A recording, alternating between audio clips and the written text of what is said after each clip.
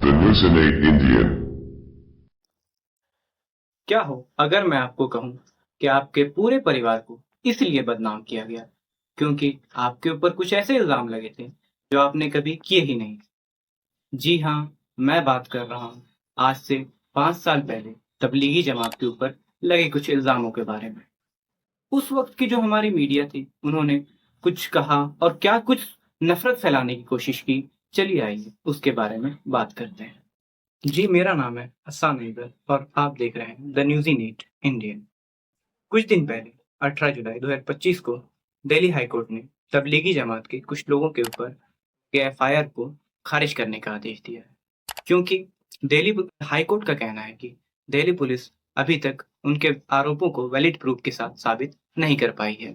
जरा सोचें कि 5 साल पहले जब पूरी दुनिया कोरोना जैसी महामारी से लड़ रही थी, जहां एक दूसरे का सहारा बनकर लड़ना था, वहीं हमारे मीडिया ने एक बेबुनियाद सा कैंपेन चलाया था जिसका नाम उन्होंने कोरोना जिहाद दिया था। इन्होंने भरपूर जोर लगाया कि किस तरह तबलीगी जमात को अपना हथियार बना के मुस्लिम समुदाय को बदनाम किया जाए। और इसमें हमारी सो कॉल्ड लिबरल मीडिया भी कहीं पीछे नहीं थी। अगर हम उस टाइम के लल्लन टॉप और एनडीटीवी के कुछ हेडलाइंस को देखें तो हमें ये पता चलता है कहीं ना कहीं वो भी इसी दायरे में आती है। कैसे मुसलमानों को बदनाम किया जाए। देखा जाए तो इनकी नफरत ऐसा लगता है एक खास समुदाय को लेकर है, क्योंकि उसी कोरोना काल में कुंभ मेले को भी आयोजित किया गया था, जिसमें ऑफिशियल्स की डेटा के अनुसार 2600 प्लस डिवोटीज पॉजिटिव पाए गए थे और उसमें कई सारे रिलीजियस लीडर्स भी शामिल थे। और इस इंसिडेंट को बीबीसी जैसे बड़े न्यूज ने इनको सुपर स्प्रेडर्स और सुपर स्प्रेडिंग इवेंट्स का भी नाम दिया था। हम अगर डेटा को देखें तो कुंभ के दौरान जो कोरोना के केसेस थे वो ज्यादा बढ़ गए थे। अगर हम उससे पहले के डेटा देखें तो कोरोना के केसेस कम थे और उनके बाद कुंभ के बाद भी कोरोना के केसेस घट रहे थे, यानी कि कुंभ के टाइम कोरोना के जो केसेस थे वो ज्यादा बढ़ रहे थे। लेकिन हमारी मीडिया ने इसे शो नहीं किया और ना वो करेगी, क्योंकि उनकी जो टीआरपी है वो एक खास समुदाय के खिलाफ नफरत फैलाने से बढ़ती है।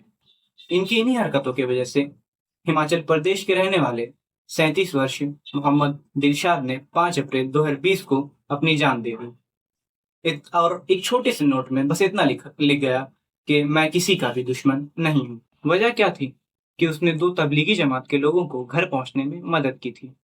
इस कारण से उसके गांव में उसका सोशल बॉयकॉट होने लगा था। सवाल ये है कि क्या मीडिया इनसे माफी मांगेगी?